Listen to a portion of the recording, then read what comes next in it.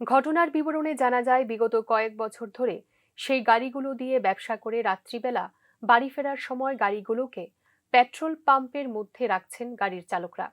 বিগত কিছুদিন ধরে সেই গাড়িগুলো থেকে ডিজেল চুরি করে নিয়ে যাচ্ছে চোরের দল। অভিযোগ, সেই পেট্রোল পাম্পের মধ্যে থাকা 9টি গাড়ি থেকে ডিজেল চুরি করে নিয়ে যায় চোরের দল।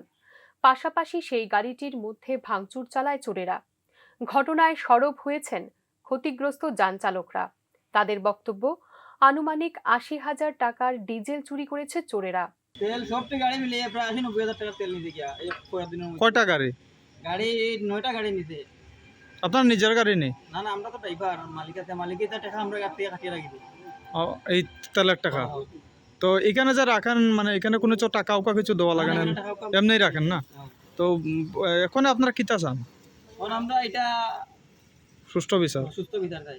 মালিকরা কি কইতাছে? গাড়ির মালিকে মালিকরা তো কইতাছে এটা তোমরা গাড়ি রাস্তা নিয়া কই রাস্তা কই কিতা করছো, তোমরা তেল তুলে নিতে। ঘটনায় কৈলাসহর থানায় একটি অভিযোগ দায়ের করেছেন ক্ষতিগ্রস্ত যানবাহন চালকরা। ভুক্তভোগী মানুষের অভিযোগ, দীর্ঘদিন ধরে এলাকায় সক্রিয় একটি চোরের চক্র। তবে তা বন্ধে স্থানীয় থানার ভূমিকা খুবই দুর্বল বলে সাধারণ মানুষের বক্তব্য। Bureau report, news now.